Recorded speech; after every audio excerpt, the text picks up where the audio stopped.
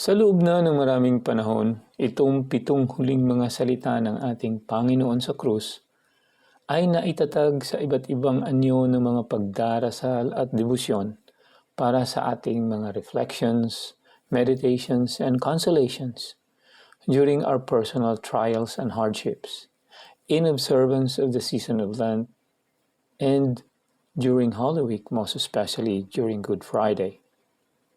Binibigyan natin ng diin at halaga na habang nasa huling mga oras na ng ating mahal na Panginoon sa krus, may mga binigkas siyang mga salita na may malalalim na kahulugan sa ating pagninilay sa kanyang pagdurusa at kamatayan. Tuwing Kwaresma, ang debusyong ito ay naging malaking bahagi na ng buhay at pananampalataya nating mga Katoliko, ng ating inang simbahan, ang Iglesia Katolika, noon pa.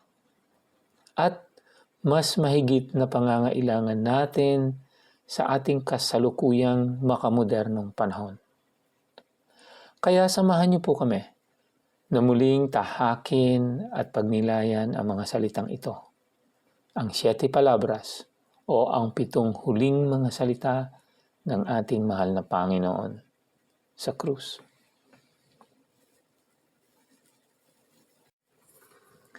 Ang unang salita, Ama, patawarin mo sila sapagkat hindi nila alam kung ano ang kanilang ginagawa. At nang dumating sa dakong tinatawag na bungo, ay kanilang ipinako roon siya sa krus at ang mga tampalasan, isa sa kanan at isa sa kaliwa. At sinabi ni Jesus, Ama, patawarin mo sila sapagkat hindi nila nalalaman ang kanilang ginagawa. Luke chapter 23, verses 33 to 34. Father, forgive them, for they know not what they do. Luke chapter 23, verse 34. Ito po ay pinadala sa atin ng ating kapesma na nung una ay nasa Singapore siya, ay sa Pilipinas po, si Pesma Joaquin Barcelo.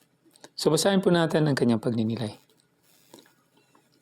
We call ourselves Catholics, and we should live it.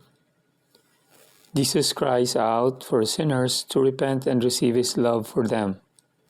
In these modern times, Jesus feels totally abandoned and forsaken by the very people He has chosen to save. He is being crucified again and again by the countless sins of the faithful. We have heard this so many times over and over again. Too much distraction due to reliance on technology, the use of smartphones, tablets, PCs, and other similar gadgets. Plus, the fact that people in the very world we live in are just busy either making lots of money so they can have all the comforts of life, or busy surviving, and that God is farthest thing on their minds. Jesus is calling out to all of us to look at what lies ahead in this life before it is too late. How many people still go to Mass nowadays? Or if they do they even pray or are actively participating? People are too used to just watching online Mass at the comforts of their home. The pandemic started this trend and has become norm for many. Jesus and would have been very happy if we are personally present, body and soul, in the Eucharist, when heaven and earth unite in the celebration. All that is important in these modern times is the enjoyment of life that is being peddled by the mainstream media, as if this is what human beings are created for. Long forgotten is the purpose of man's presence on earth, that God created man to love, serve, and worship Him in this life and join Him in the next. Instead, all we hear online now are that we don't need God and we ourselves can do whatever we want without consequences. We are constantly bombarded by these things day in and day out. How many people avail of the sacrament of reconciliation? The answer to this is already staring at us directly. There are only a few Catholics who go to confession. Not only that, many Catholics haven't been to confession for a long, long time. With all the evil around us, plus the lukewarmness of Catholics, today we really need to confess frequently. Or have people simply forgotten what is wrong or right? What is sinful and what is not? Many would say that they confess directly to God. Perhaps many are ashamed to confess their sins to a priest. Many people don't have an idea of the seal of confession. And to those who confess, how many are they who are genuinely sincere in their repentance? Or do some of them go to confession just to feel good, yet keep offending God over and over? Do they even realize that God can pull the plug on them anytime He wants, and they can end up in hell for all eternity? Every Sunday Mass, we see long communion lines. Are all those receiving Christ worthy enough? How many of them are aware that they are receiving the Maker of the universe? That they have confessed to a priest prior, have fasted an hour before receiving Jesus, and just be pure and free from mortal sin on their souls. Also, they receive Him wearing indecent and revealing clothing. As for me, I don't want to judge what I do not know, but Christ knows. He knows the intention of every communicant. There is also a lack of piety. Many people just leave the church after final blessing without staying at least for a few minutes, thanking God for coming into their hearts and uniting themselves to Him. How many Catholics faithful visit and spend time with Jesus exposed in the Blessed Sacrament in various adoration chapels to show their love? Or are they just too busy to notice Him? We call ourselves sons and daughters of God, yet we behave differently. You can see in our society the lack of respect for others, how people are being brought down and bullied online, how the poor are being taken advantage of, how it's physically easy to hurt others just for small mistakes, how powerful people bend the law to get what they want, how domestic violence is so commonplace and children are being abused. It's also an everyday thing to threaten or be unforgiving to others. Nobody calls out these kinds of evil, and many people today prefer to stay silent. I think there's a lack of proper Catholic education or catechesis on the part of many Catholics, especially Filipino Catholics. Or are they just used to what we see and experience in the church, since other people also behave in the same way? Filipino Catholics probably have never experienced fervor like what Indonesian, Malaysian, Burmese, or Thai Catholics have. When you are in the nation where you are a minority religion and are persecuted, you would embrace your faith with all your life. Sad that we Filipinos do not value the treasure we have, since we can practice our faith freely. It has become too shallow. It's only for showing others how holy we are, yet with no substance. How less of an importance we put on it. Most of all, Jesus is very disappointed with us. He sees how normally corrupt many of us had become. A Catholic majority nation, yet offends God. Will we ever change, realizing how shameless we have become?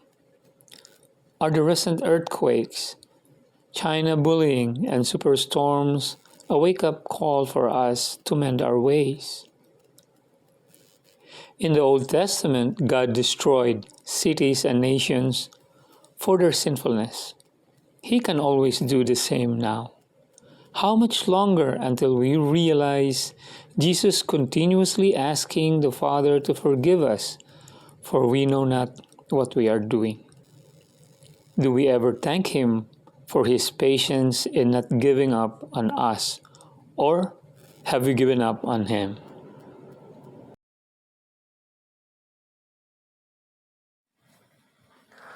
Ang pangalawang salita, ngayon ay makakasama ka sa akin sa paraiso. At siya'y inalipusta ng isa sa mga tampalasang nabibitin na sinabi, "Hindi baga ikaw ang Kristo? Iligtas mo ang iyong sarili at kami." Datapwat sumagot ang isa, at pagsaway sa kanya'y sinabi, "Hindi ka pa baga natatakot sa Diyos? Yamang ikaw ay nasa gayunding kaparusahan, at tayo sa katotohanan ay ayon sa katuwiran, sapagkat tinanggap natin ang nararapat na kabayaran sa ating mga gawa. Datapwat ang taong ito'y hindi gumawa ng anumang masama." At sinabi niya, "Jesus, alalahanin mo ako pagdating mo sa iyong kaharian." At sinabi sa kanya, "Katotohanang sinasabi ko sa iyo, ngayon ay kakasamahin kita sa paraiso." Luke chapter 23, verses 39 to 43.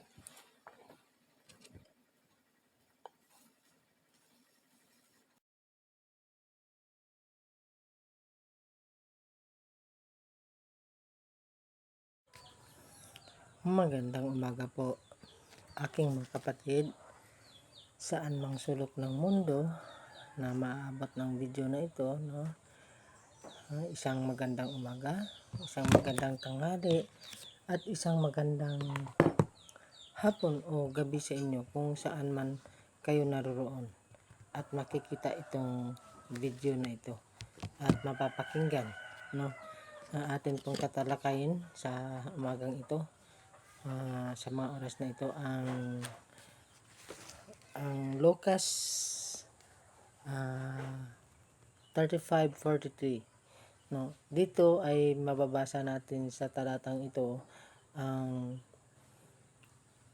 isang pamamaraan o ng isang taong namumuno sa atin, kasi dito ay maihambing natin sa ating pamumuhay kung paano mamuno ang isang tao sa atin, lalong-lalo na kung paano tayo binigyan ng Panginoong Hesukristo ng panibagong buhay, no? Iniaalay niya ang kanyang sariling buhay para lamang maliligtas tayo. Kaya wala po itong pagkakaiba sa ating buhay ngayon na dinadanas, na kahit na tayo ay nahihirapan o hindi man lang natin kaya ang lahat, pero ito ay pilit nating kinakaya. Ganon din ang ating mga magulang, kahit hirap sila sa buhay ay pilit nilang itinataguyod ang bawat pamilya, ang bawat araw upang maibigay ang kung anuman ang pangangailangan ng kanyang pamilya. Kaya ito ay tungkol ito sa pagdurusa o paghihirap ng isang taong namumuno sa atin. Lalong-lalo na sa gobyernong ito. Ang gobyernong ito ay talagang ibinibigay ang lahat ng makakaya upang tayo ay makakaalpas sa krisis na nangyayari ngayon sa ating buhay. Pero kahit na ganoon ay marami pa rin detractors, marami pa rin paninira tayong madidinig sa araw-araw dahil sa mga personal na pangangailangan o personal na intereses ng ibang namumuno sa ating bayan. Kaya sana po ay atin pong itong pag-isipang maigi kung ano ang maitutulong natin kahit tayo lamang ay isang simpleng mamayan ng bayang ito. Unang-una, pag-isipan po muna natin kung paano natin iluluklok ang kung sino man ang dapat nating ilagay sa naturang posisyon. Pag-isipan natin kung ano ang nararapat sa mga taong ito. Huwag yung dahil kilala sila, dahil sila ay sikat, sila ay artista, sila ay laging nasa media, laging nasa television, ay okay na. Dapat nating pagtuunan ang pansin kung ano ang kaya nilang dalhin sa bansang ito, sa bayang ito, sa ating gobyerno. Hindi yung puro na lang pagpapakyut o pagpapaganda ng imahe. No? Kaya nga tayo ngayon ay hindi po tayo against sa kung ano mang nangyayari ngayon sa bansang ito, sa mga pangyayaring nagaganap sa pangalawang pangulo natin. Dahil unang-una, kailangan natin ang transparency in accountability. So, kung patuloy niya itong tinatakbuhan, patuloy niya itong tinataguan, paano natin makikita ang buong katotohanan? Dahil lalabas lamang ang buong katotohanan kung ito ay masasagot at maipaliwanag na maigi. Yung ating Panginoong Hesukristo ay nagdusa upang tayo iligtas. Nagdusa para sa kapakanan ng kanyang tagasunod. Sino ba ang dapat na sisihin sa mga pangyayaring ito? Hindi ba tayo rin mismong mga tao? Dahil tayo ay may pansariling intereses, may pansariling adhikain na hindi na natin alam kung ano ang mga tunay na nangyayari. Kung sana po ay ating pag-isipang mabuti ang mga dapat nating gagawin, lalo na ngayon na mayroong lumalabas na baka magkakaroon ng barangay election. Sana po ang ihahalal natin, ang iuupo natin sa mga posisyon sa pagka-chairman ng barangay ay karapat-dapat po. Sana po iwasan po natin yung hindi pagtanggap sa kung ano man ang ibibigay nila sa atin.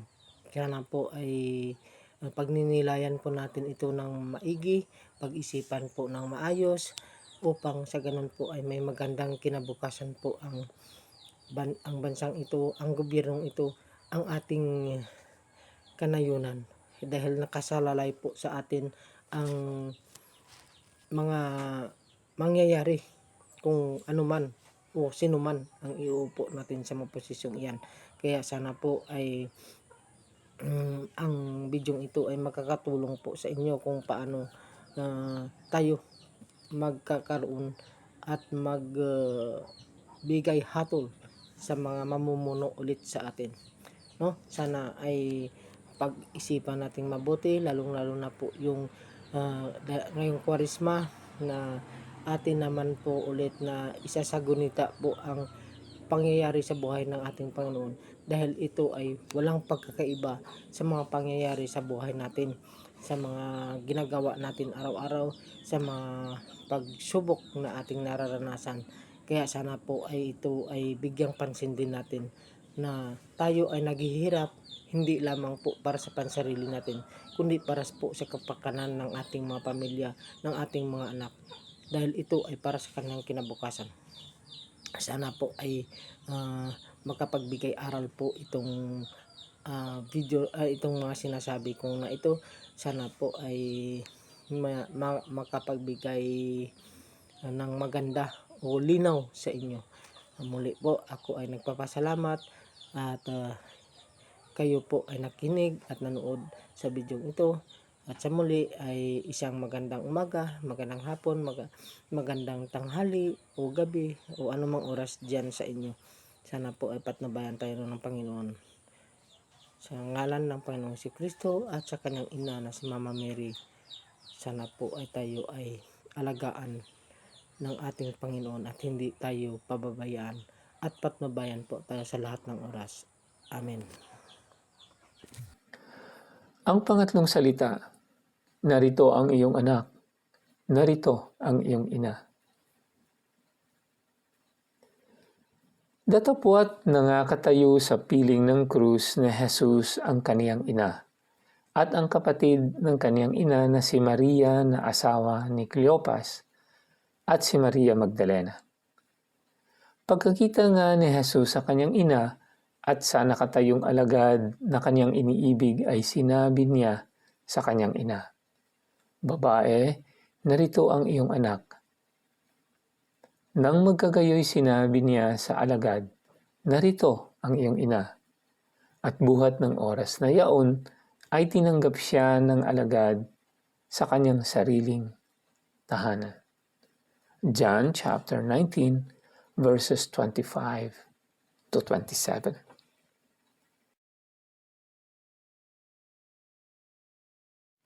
Hello po at mapagpalang oras po sa ating lahat at nandito na naman tayo sa ating munting tahanan sa PESMA Plus at samahan niyo po ako ngayon at pagnilayan po natin ang pangatlong salita ng ating mahal na Panginoon sa krus. Ang pangatlong salita, narito ang iyong anak, narito ang iyong ina. Ito po'y makikita natin sa Juan, Kabanata 11, talata 26 hanggang 27. Naunang bahagi po ng pagninilay na ito, ibinasi po natin sa isinulat ni Sister Jan Hayes, Sister of Mercy, ang kanya pong congregation. When Jesus saw his mother and the disciple there, whom he loved, he said to his mother, "Woman, behold your son." And then he said to the disciple, "Behold your mother." And from that hour the disciple took her into his home. John chapter 19 verses 26 to 27. John's is the only gospel that has Mary at the foot of the cross, and it is there that she is entrusted to the care of Jesus' beloved disciple. This heart-rending gesture of letting go, of entrusting his mother to his much-loved disciple and friend, is the last act in Jesus' relationship with Mary before his death. For the handful of friends and followers at the foot of the cross, witnessing such a tender gesture in the midst of great suffering must have said volumes about Jesus' love for her and his trust in his friend. Sabi ni Sister Jan sa kanyang classical language class noon, using the lens of the New Testament Greek, the word home literally means own. So pwede nating i-translate ang text na ganito, "From that hour, the disciple took her into his own." Sabi pa ni Sister Jan, dahil daw sa ganitong translation, dahil daw dito nagkaroon siya ng mas malalim na pag-uunawa at pagtingin at pagmamahal sa ating mahal na ina. So dito naman natin pagnilayan at dito natin din makikita ngayon ang pagmamalasakit ng Panginoong Hesus sa kanyang ina at hindi lang responsibilidad kundi tiwala nito sa kanyang minamahal na disipulo na si St. John. Sabi pa nga ni Sister, di ba?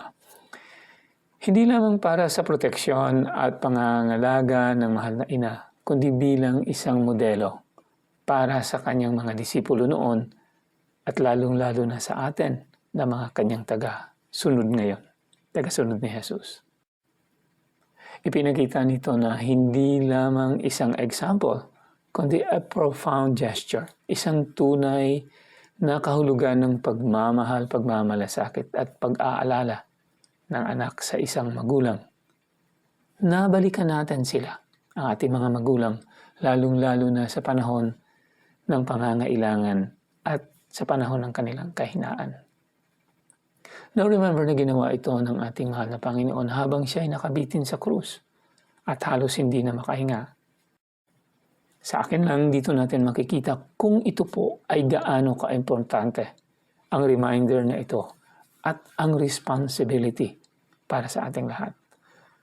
Huwag nating kalimutan ang ating mahal na ina, ang ating mahal inang Maria, ang first and perfect disciple, na ang palaging sagot ay yes sa Panginoon.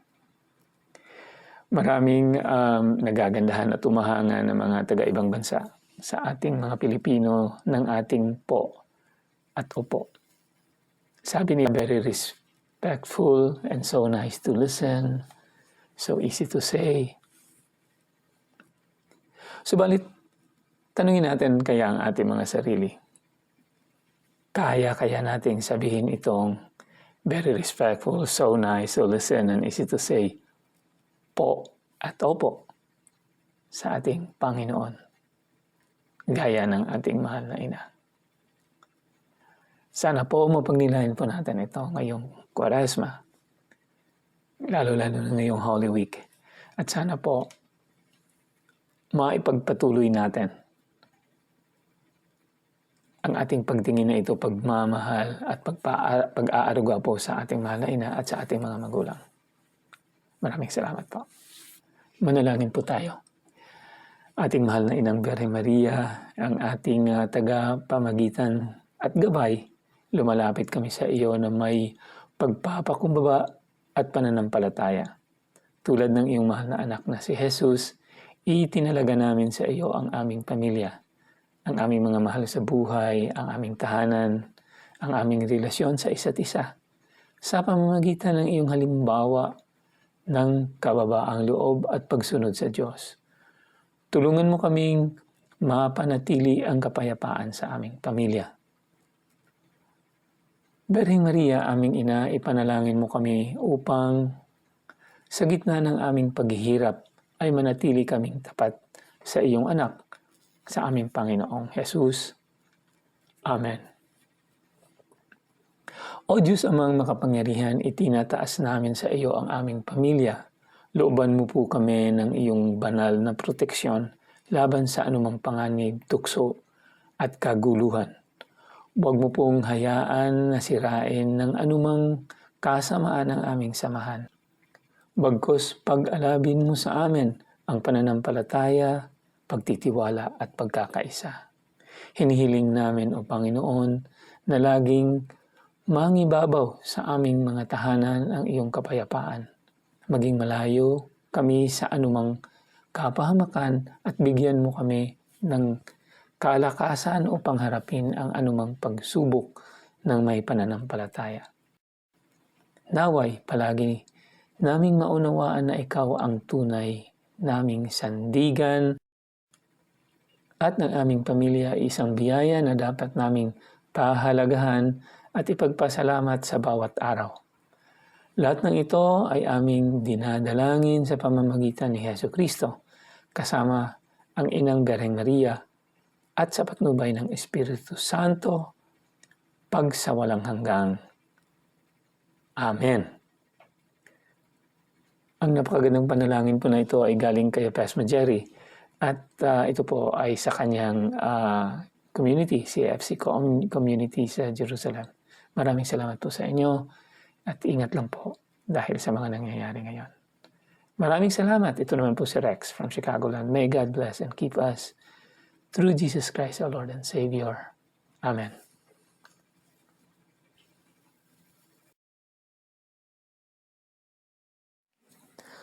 Ang pang-apat na salita, Diyos ko, bakit pinabayaan mo ako? Mula nga ng oras na ika-6 ay nagdilim sa ibabaw ng buong sangkalupaan hanggang sa oras na ika-9. At nung malapit na ang oras na ika-9 ay sumigaw si Jesus ng malakas na tinig na sinabi, Eli, Eli, lama sabachthani. Sa makatuwid bagay, Diyos ko, bakit mo ako pinabayaan? Matthew chapter 27, verses 45 to 46.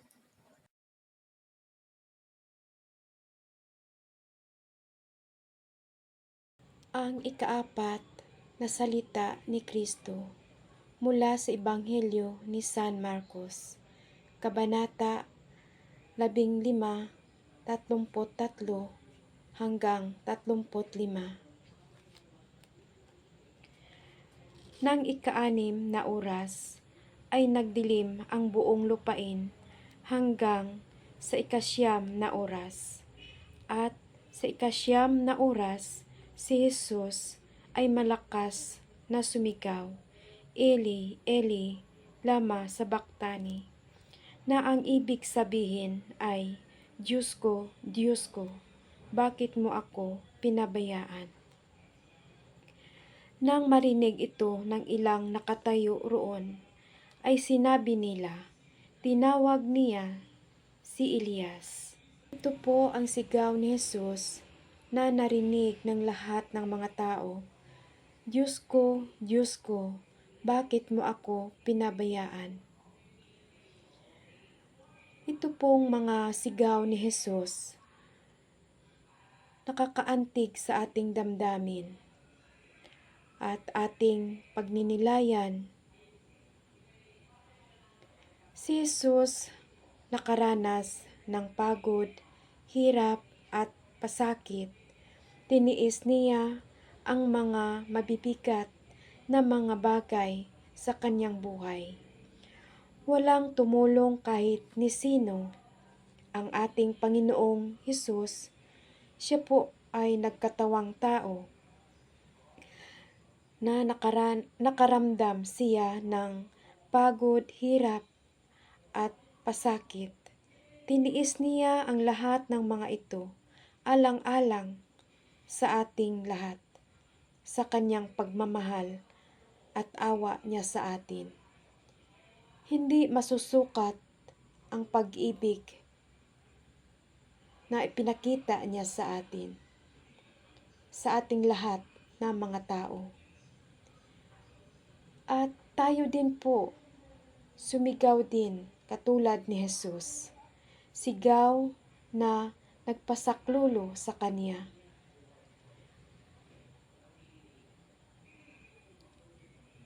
Nagmamakaawa tayo sa Kanya sa pamagitan ng ating mga dasal. At ako din po ay isa sa sumigaw, hindi lamang para sa aking sarili, kundi para sa aking pamilya at para sa iba din na nangangailangan ng ating mga dasal. Tayong may tiwala at mahigpit na nanampalataya sa Diyos. Hindi niya tayo tatalikuran magpakailanman.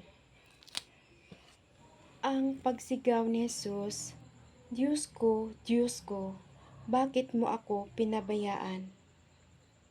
Ito po malalim na kahulugan. At sa araw ng Kwaresma, sa kamatayan ni Jesus, dadamayan natin ang ating Panginoong Hesus. At nawa, hingiin natin sa Diyos na mabigyan tayo ng kapayapaan at sa bawat isa sa atin. Yan lamang po, and God bless us all. Ang panlimang salita, nauuhaw ako. Pagkatapos nito, pagkaalam ni Jesus na ang lahat ng mga bagay ay naganap na nga upang matupad ang kasulatan, ay sinabi, nauuhaw ako. Mayroon doong isang sisidlang puno ng suka, kaya't naglagay sila ng isang esponghang basa ng suka sa isang tukod na isupo at kanilang inilagay sa kanyang bibig. John chapter 19 verses 28 to 29.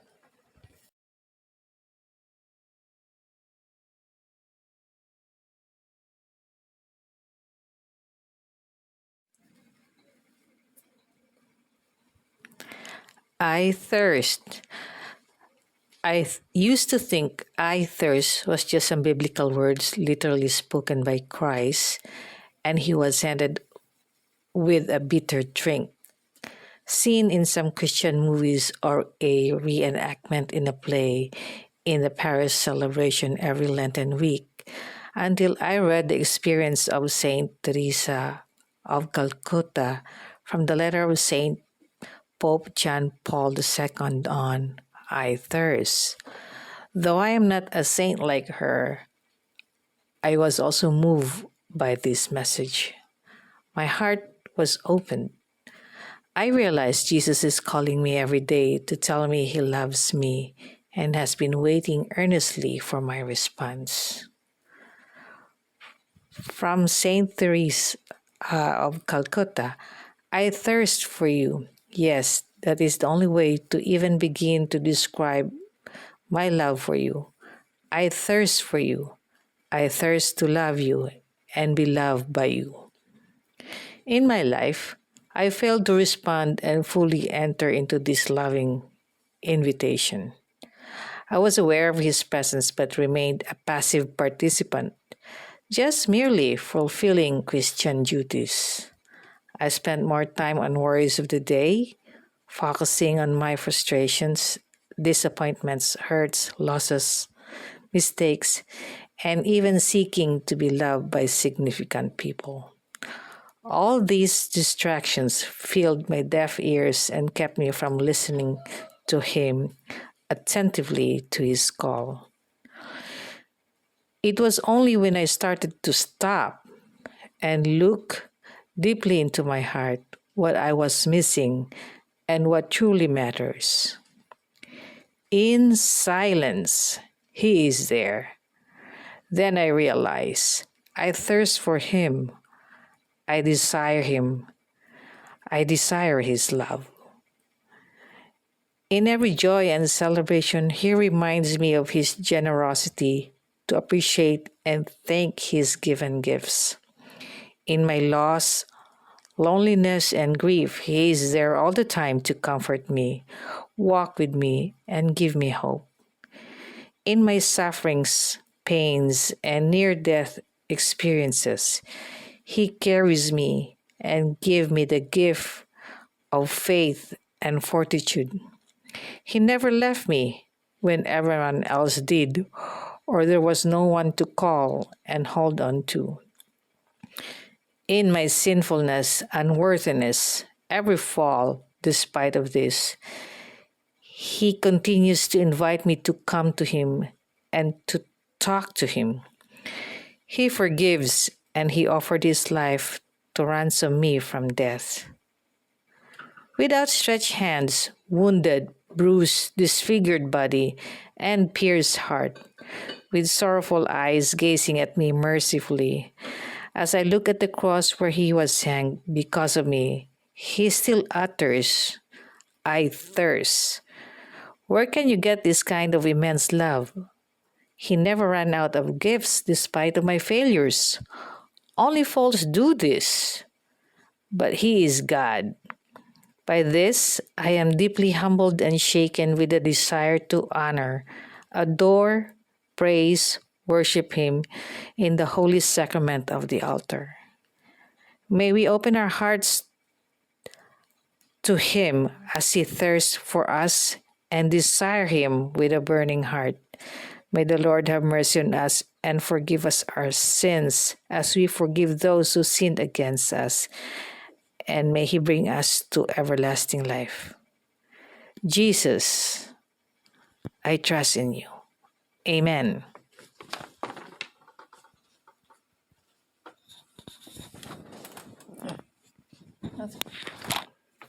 Done. Done.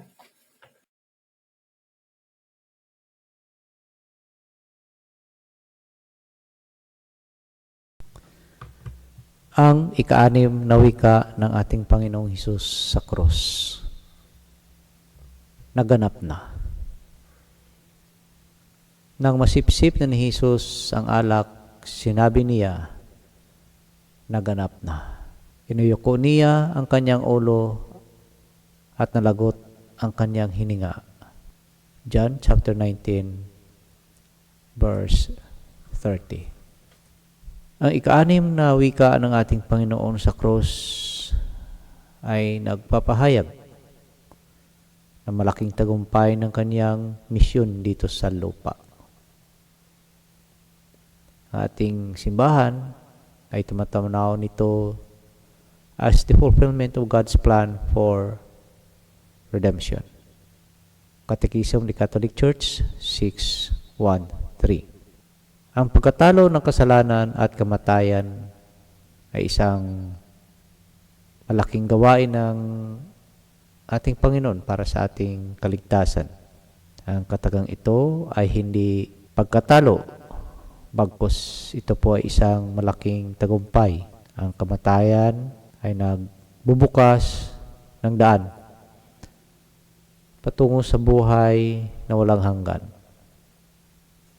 Tayo po ay tinatawag na manalig sa tagumpay ng pagkamatay ng ating Panginoon sa krus. It advises us to reflect sa sakripisyo ng ating Panginoon sa krus sa lahat ng oras, to remind us that there is God, no, who loves us and fathomably who offer His own life for our salvation. Dito po ay in-encourage tayo na numuhay sa kalayaan ng grasya ng Diyos. It is finished. Hindi ito katapusan ng lahat. Bagkus ito po ay ang simula ng bagong yugto ng ating buhay. Maraming salamat and God bless po sa ating lahat.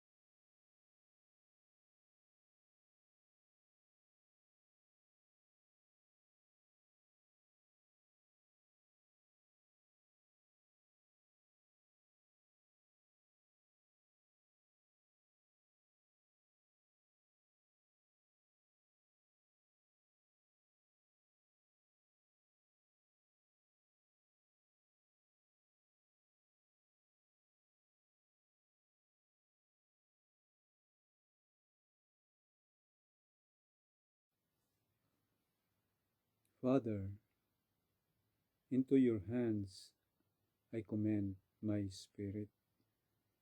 O si Jesus, sumigaw ng malakas. Ama, sa mga kamay mo'y ipinagkatiwala ko ang aking espiritu. At pagkasabi nito, nalagot ang kanyang hininga. Ito'y mababasa sa Lucas, Kabanata 23, Talata 46.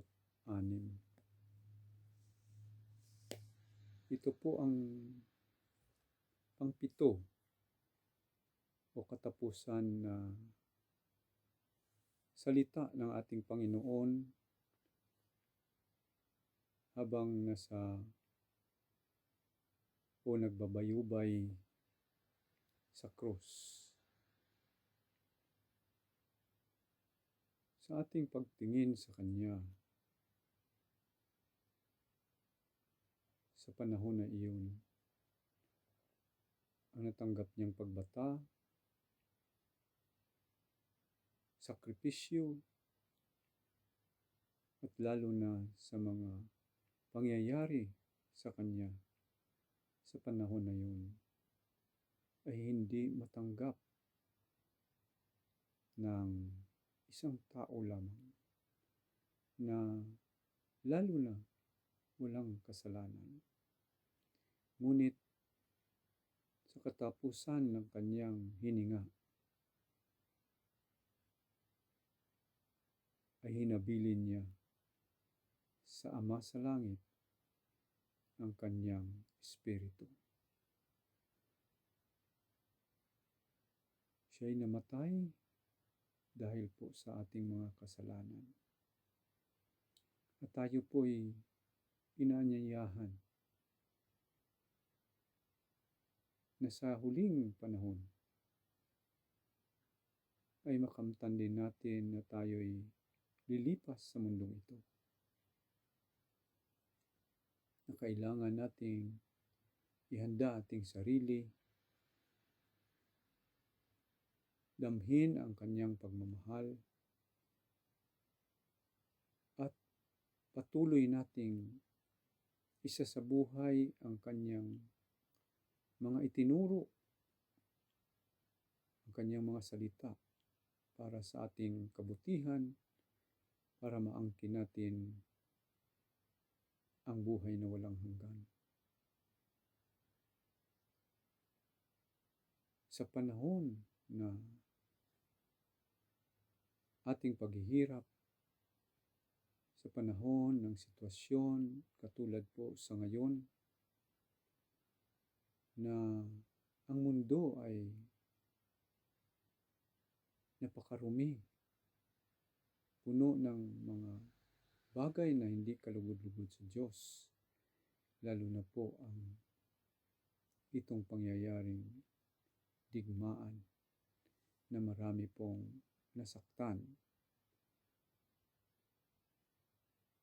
sa panahon ngayon. Tayo din po, kung hindi po natin maranasan ang sobrang pagbata, kahit po sa maliit na bagay na tayo'y subukan, tayo din po'y makaramdam ng sakit at kirot ng ating puso. Kaya nga po, paanyaya sa atin ng Panginoon na ang lahat ay ibalik po natin sa Panginoong Diyos. Dahil siya po lamang ang makabigay ng lahat kahit po sa anumang pagsubok. May God bless us all. We love you all. Amen.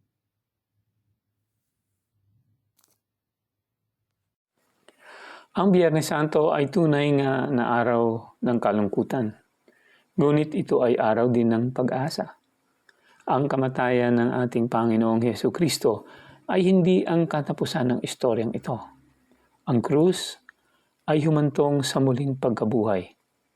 At sa pamamagitan ng kanyang pagpapasakit at sakripisyo, tayo ay nabigyan ng bagong buhay.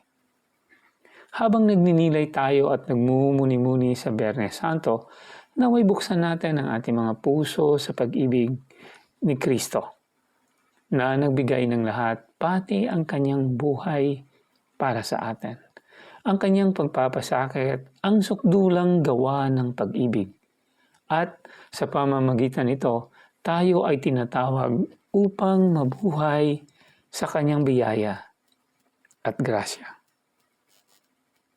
Maraming salamat po sa inyong lahat, sa inyong patuloy na pakikinig, pagsusubaybay at pagsusuporta po sa ating munting tahanan na itong ating humble home dito sa Facebook at sa YouTube, ang ating PESMA Plus. In behalf of our PESMA family, maraming salamat uli at sana po ay naging makabuluhan ng ating pag-celebrate at pag-observe ng ating Lent at ang ating Holy Week, and most especially ang ating Biyernes Santo. Ito po si Rex from Chicagoland. May God bless and keep us through Jesus Christ, our Lord and Savior. Amen.